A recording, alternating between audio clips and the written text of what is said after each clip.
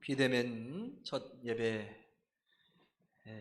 드리면서 이런 어려운 예배 가운데에 우리가 예배할 수밖에 없는 여러 가지 이유가 코로나 발생이 가장 큰 원인이 되겠습니다. 그래서 오늘 코로나에 관련된 어려운 상황 속에서 어떻게 믿음과 신앙을 지키며 그리고 현실 속에서 자기 위치를 잘 헤쳐나갔는가, 다니엘의 모습을 살피면서 오늘 우리가 교훈을 얻고자 해서 오늘 예배 가운데 하나님의 말씀은 다니엘서 1장 8절, 6장 10절, 6장 26절, 27절 세 곳의 말씀을 본문으로 삼았습니다. 제가 봉독해 드리도록 하겠습니다.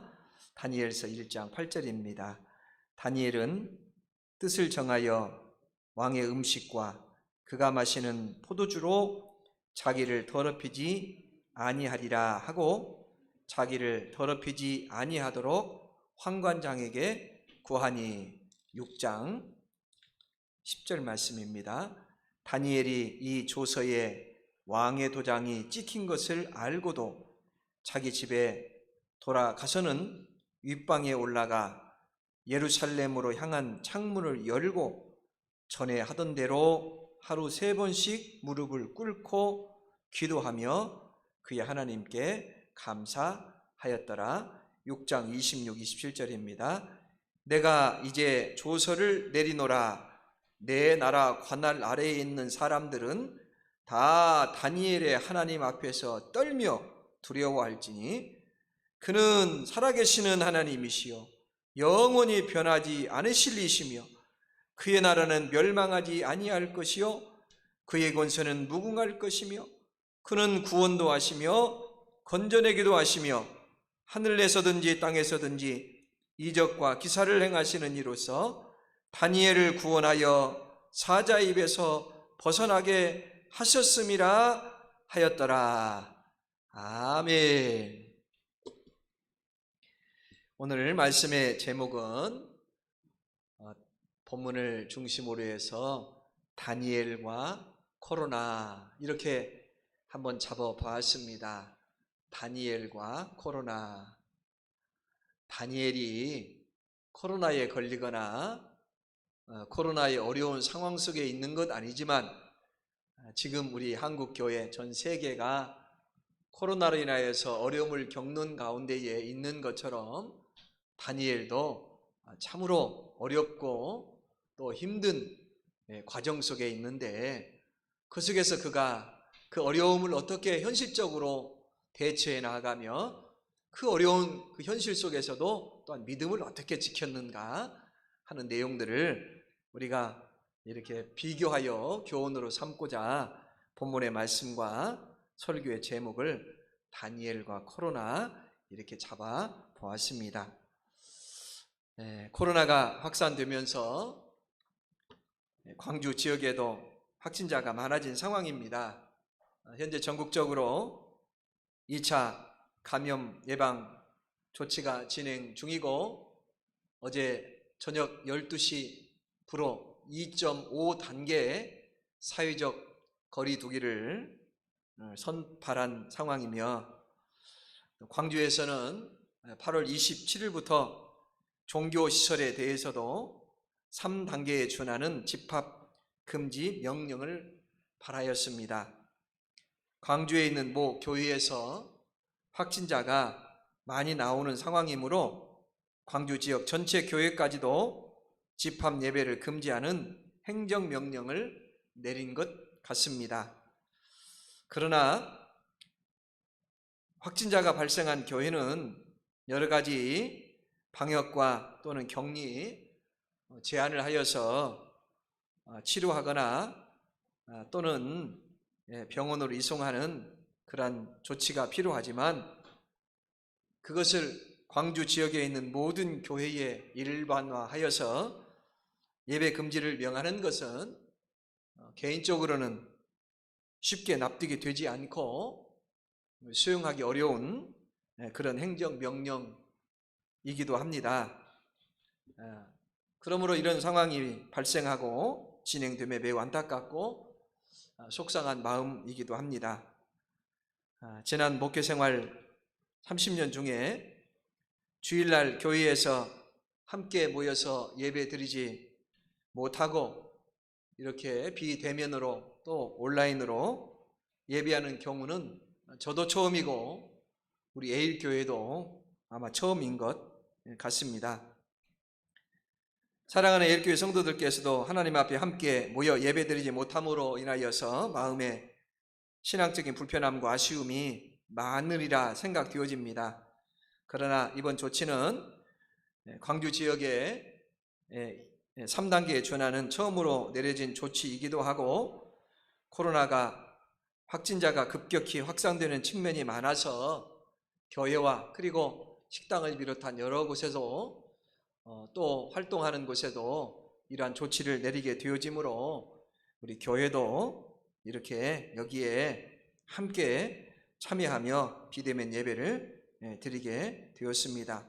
그래서 오늘은 코로나로 인하여서 비대면 예배를 드리는 우리들과 구약시대의 다니엘의 신앙의 모습을 통하여서 우리의 신앙의 자세와 믿음의 방향성과 성도의 다짐이 어떠해야 할 것인가를 함께 나누는 그런 시간을 갖고자 합니다. 첫 번째, 오늘 본문을 통하여서 우리에게 주시는 교훈의 말씀은 다니엘의 의지와 관계없는 일이 발생하였다라고 하는 것입니다. 본문에서 다니엘은 바벨론의 포로로 끌려와 있습니다. 다니엘의 의지와는 상관없는 일이 발생한 것이지요. 그의 나라 이스라엘 그리고 유다는 아수르와 바벨론에 의하여 멸망을 당하고 말았습니다. 도시가 폐허가 되고 많은 사람들이 죽고 고관 대신들도 죽임을 당하고 왕은 두 눈이 뽑혀서 개 끌려가듯이 끌려 바벨론으로 이송되었습니다. 또 많은 젊은이들과 사람들이 포로로 끌려왔고 이런 모든 상황들이 다니엘 개인적인 의지나 선택에 관계없이 발생하였다라고 하는 것이지요. 우리의 인생에도 이런 일들이 발생할 수 있습니다. 오늘 한국과 세계 전체를 휩쓸고 있는 코로나 사태도 저와 여러분의 의지와 관계없이 발생하여 많은 어려움을 주고 있고 오늘과 같은 비대면 예배라는 초유의 상황에 이르게 되었습니다. 사랑하는 성도 여러분, 인생을 살아가는 동안에 이처럼 나의 의지나 뜻과 결정에 상관없이 발생하는 어려운 일들이 있을 수 있습니다. 갑자기 사랑하는 사람을 잃게 될 수도 있습니다. 갑자기 사업과 회사에 심각한 타격을 받을 수도 있습니다. 예기치 않은 사고를 당할 수도 있고 원하지 않는 질병에 걸릴 수도 있습니다. 사랑하는 성도 여러분, 인생에는 이처럼 나의 의지나 계획과 상관없이 엄청난 일들이 일어날 수 있다는 사실을 꼭 기억하시고 또 잊지 마시기를 주님의 이름으로 축원합니다.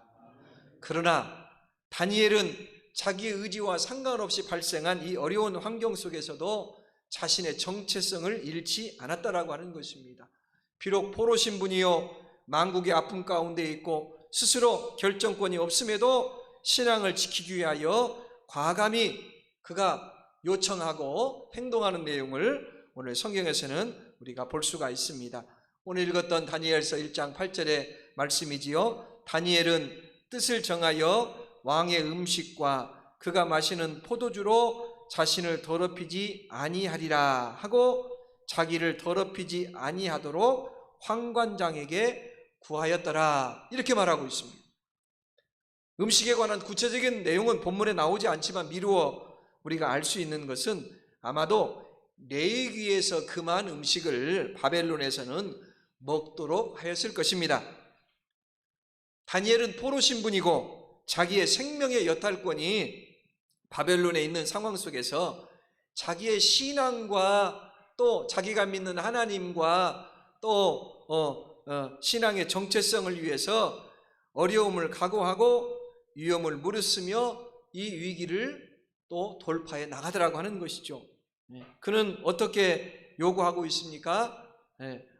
뜻을 정하여서 왕의 음식과 그 마시는 포도주로 자신을 더럽히지 아니라 하고 자기를 더럽히지 아니하도록 환관장에게 요구하며 요청하더라라고 하는 것이죠. 오늘 코로나라고 하는 위기 속에서 정부와 정책이 교회와 그 단체를 향하여 편향적인 규제와 제재와 압박과 탄압을 하고 있다는 인상을 지울 수 없습니다. 한국의 많은 교회와 목사님들과 성도들이 이런 상황을 피부로 느끼면서 총회 차원에서 지역 교단 협의회 차원에서 강도회 차원에서 그러한 부당함과 또 부적절한 정부의 대응과 조치에 대하여 항거하는 수준까지 이르게 되었습니다. 세상 사람들은 보통 말합니다. 코로나가 심한데 교회는 그 예배 좀 안 드리면 될 것이지 왜 그렇게 고집을 피우면서 예배한다고 난리를 치느냐 이렇게 합니다. 제 사촌 동생도 전화 1000마디가 그렇습니다. 제 대학 동창도 1000마디가 욕과 함께, 교회를 향한 욕과 함께 그런 이야기를 듣게 되었습니다. 그렇습니다. 세상 사람들에게는 그까지 일요일날 1시간 예배 한번 안 드린다고 뭐 어쩌냐라고 말할 수 있을 것입니다.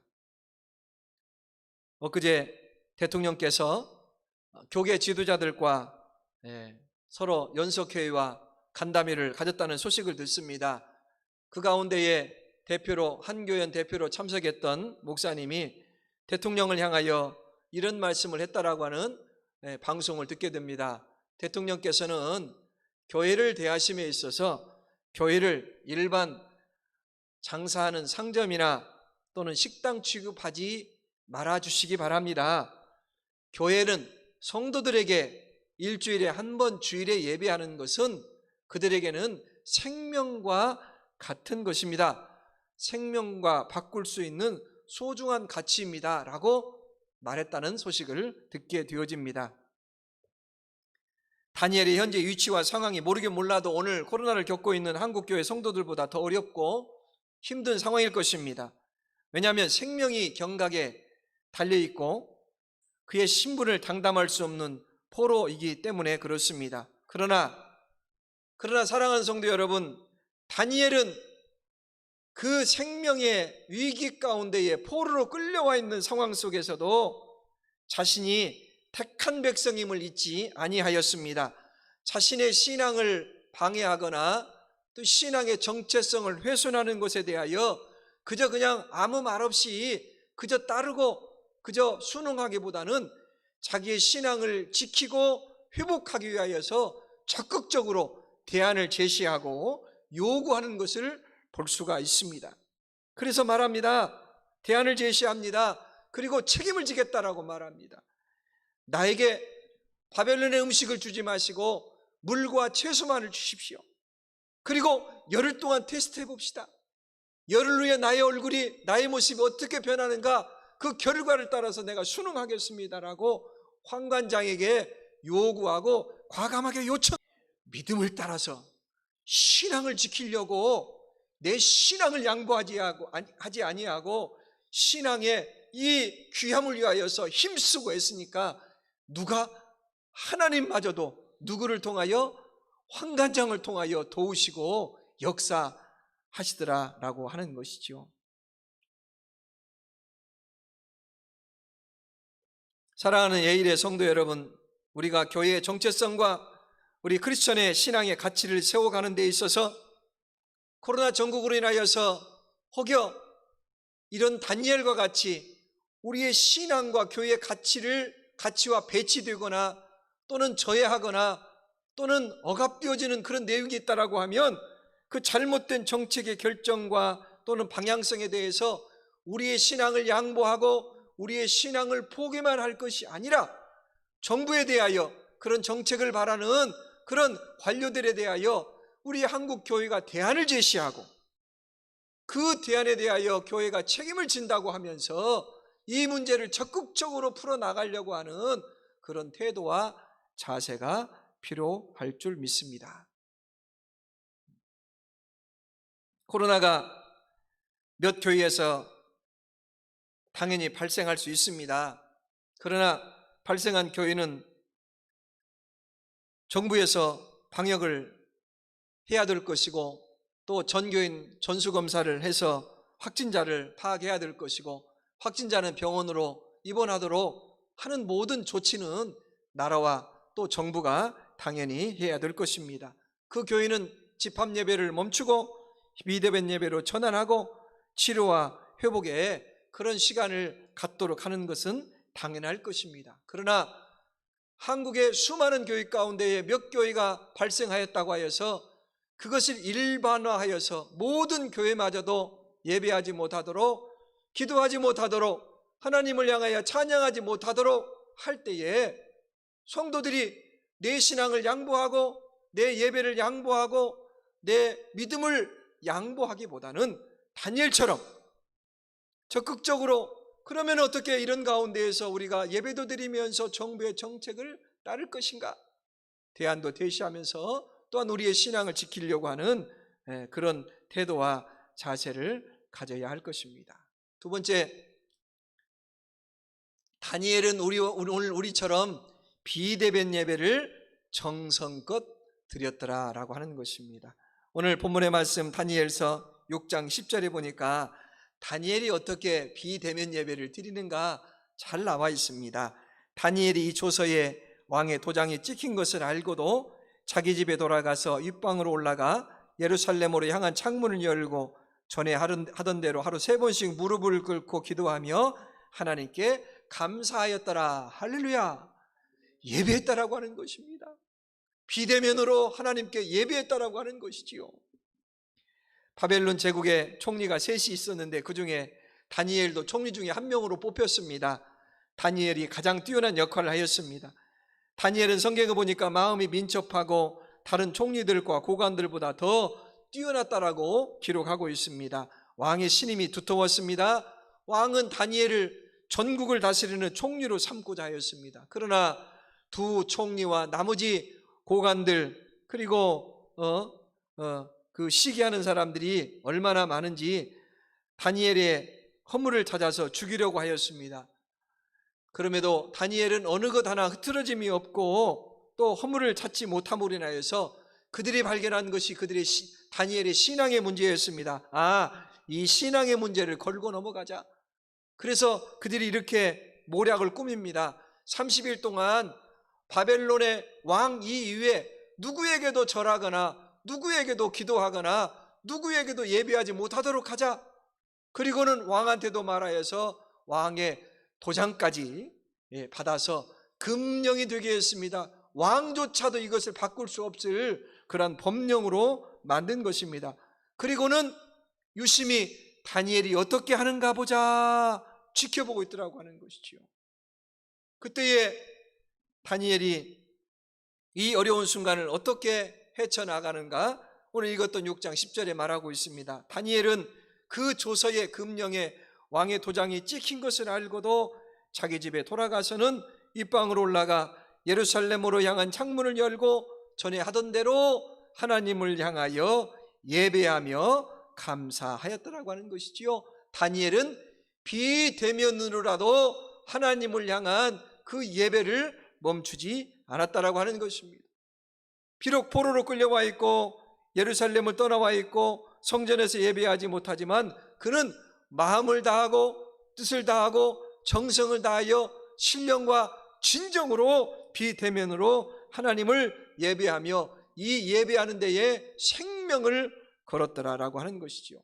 오늘 우리 에일교회 우리도 비대면 예배, 온라인 예배를 드리고 있습니다. 참으로 애석하고 마음 아픈 예배일 수 있습니다. 그러나 한편으로 생각하면 코로나 사태 속에서 우리가 코로나 확산을 저지하고 국가 방역 체제에 협력하면서 우리가 할 수 있는 최선을 예배를 드린다라고 하면 이 예배 또한 하나님께서 다니엘의 예배와 기도를 받으셨던 것처럼 우리의 온라인 예배와 비대면 예배도 능히 받으실 줄 믿습니다. 그러나 우리가 다니엘과 같이 우리의 믿음과 신앙과 따라서 드리는 예배가 아니라 그저 정부의 강압이나 잘못된 행정명령에 교회가 신앙을 양보하고 예배를 양보하고 머리를 숙이고 우리의 신앙이요 근간이요 기본이요 의무인 생명의 예배를 드리는 것이 아니라고 하면 우리의 예배는 하나님이 받으시지 않을 것이다 라고 하는 것이죠. 그러므로 오늘 비대면과 온라인으로 예배하는 모든 A일의 성도들께서는 비록 몸은 서로 떨어져 각자의 집에서 온라인으로 예배에 참여할지라도 신령과 진정을 가지고 마음과 뜻을 다하여 기쁨으로 감사로 예배하는 축복의 성도들이 되시기를 주님의 이름으로 축원합니다. 마지막으로 세 번째, 다니엘은 이렇게 어렵고 힘든 상황 속에서도 여러분 놀라운 일을 행합니다. 전도의 생활을 하더라고 하는 것입니다. 그것이 읽지 않았습니다마는 다니엘서 6장 22절에 나오고 있습니다. 6장 22절을 제가 읽어드리겠습니다. 나의 하나님이 이미 그의 천사를 보내어 사자들의 입을 봉하셨으므로 사자들이 나를 상해하지 못하셨사오니 이는 나의 무죄함이 그 앞에 명백함이오며 또 왕이여 나는 왕에게도 해를 끼치지 아니하였나이다 하니라. 할렐루야 아멘. 밤이 맞도록 지난 다음에 왕이 급히 달려갔습니다. 다니엘이 죽었는가 살았는가 너무나 궁금하여 달려갔습니다. 그러면서 외칩니다. 다니엘아 다니엘아 네가 살았느냐 죽었느냐, 네가 믿는 하나님이 너를 살렸느냐 외칠 때에 다니엘이 그 속에서 누구를 향하여? 바벨론 왕을 향하여 뭘 합니까? 복음을 전하더라고 하는 것이죠. 할렐루야. 복음은 무엇가 복음입니까? 하나님의 말씀이 복음입니다. 하나님에 관하여 전하는 것이 복음입니다. 하나님의 역사의 주관자라고 하는 걸 전하는 것이 복음입니다. 할렐루야. 다니엘은 이렇게 어려운 경각에 달려있음에도 불구하고 누구에게? 왕에게 전도하고 있더라라고 하는 것이죠. 코로나로 인하여서 우리 일상이 무너지고 사람과 사람과의 대면이 힘들며 모임과 교제를 할 수 없는 오늘의 모습입니다. 그러나 사랑하는 성도 여러분, 이런 어렵고 힘들고 복잡한 상황 속에서도 우리는 여전히 하루에 3끼 밥을 먹었습니다. 어젯밤에도 잠을 잘 잤습니다. 볼일도 시원하게 보았습니다. 직장인은 월요일부터 금요일까지 출근도 열심히 합니다. 여전히 식당과 카페와 통닭집은 문을 열고 장사도 합니다. 왜 그렇습니까? 코로나 위중한 상황 속에서도 먹어야 되기 때문에 그렇습니다. 중요한 일이기 때문에 그렇습니다. 코로나 위중한 상황 속에서도 출근해야 되는 것이 중요한 우선순위요, 그리고 마땅히 해야 될 일이기 때문에 그리 한 줄 믿습니다. 성도의 사명은 성경에서 뭐라고 말하고 있습니까? 디모데후서 4장 2절에 말하고 있습니다. 너는 때를 얻든지 못 얻든지 말씀을 전파하라. 다 같이 따라서 합니다. 너는 때를 얻든지 못 얻든지 말씀을 전파하라. 코로나가 우리의 복음 전파와 선교의 사명을 멈추거나 지체할 수 있는 이유와 근거가 되지 못합니다. 도리어 코로나가 복음을 전할 기회가 저는 될 수 있다고 생각합니다. 왜 그렇습니까? 수많은 사람들이 이번에 코로나 사태를 통하여서 인간의 나약함을 절실히 깨닫게 되어집니다. 눈에도 보이지 아니하는 그 바이러스 병균 하나 때문에 온 난리법석입니다. 꼼짝을 못합니다. 큰소리치며 살았던 인생들이 얼마나 나약한가, 인생의 존재가 얼마나 부족한가를 도리어 깨닫는 그런 시기가 되어지기도 하였습니다. 그러므로 인생의 주관이 돈도 권세도 정권도 아님을 절실하게 깨닫고, 인간이 무엇인가, 큰소리쳤던 인생이 무엇인가, 삶에 대하여 근본적인 심각한 고민을 하게 되는 시기가 지금의 시기요, 또한 그런 사람들이 많아졌을 것이다 라고 하는 것이죠. 사랑하는 A일의 성도 여러분, 이때에도 우리의 복음 증거와 선교의 사명은 지속되어야 할 줄 믿습니다. 잊지 마십시오. 위기는 곧 기회입니다. 코로나로 인하여서 어찌할 바를 몰라하며 인간의 나약함을 깨닫고 인생의 근본적인 물음을 가지고 고민하는 사람들이 반드시 우리 주위에 있다라고 하는 것입니다. 사랑하는 성도 여러분, 오늘 이 시간 마지막 결론의 말씀을 여러분에게 드리고 싶습니다. 이제 코로나가 어떻게 하면 종식이 될까요? 학자들은 말합니다. 앞으로 더 코로나가 확산될 것이다라고 말합니다. 방역대책본부장은 말합니다. 다음 주에 잘못하면 하루 확진자가 2,000명을 넘을 수도 있다라고 말합니다. 어느 학자는 말합니다. 매년 코로나보다 더 심한 바이러스 변종들이 생길 것이다라고 말하고 있습니다. 그럼 어떻게 해야 됩니까? 무엇이 있어야 됩니까? 백신이 있으면 됩니다. 백신이 개발되면 됩니다. 어떤 질병일지라도, 어떤 강력한 질병일지라도 백신이 있으면 이 문제를 해결할 수 있습니다. 그래서 미국을 비롯하여 우리 대한민국까지도 의료계가 전력을 다해서 백신을 지금 개발하려고 힘쓰는 것 아니겠습니까? 사랑하는 성도 여러분, 그러나 백신이 이번에 2020년도에 코로나에 대한 백신이 나온다고 해도 내년에는 다른 변종이 또 나와요. 그러면 또 다른 백신이 필요합니다. 내후년에는 또 다른 바이러스가 발생이 되어요. 그러나 우리의 인생에, 우리의 삶에 영원한 진정한 한 번만 맞으면 되는 백신은 우리 주 예수 그리스도가 우리 인생의 백신인 줄 믿습니다.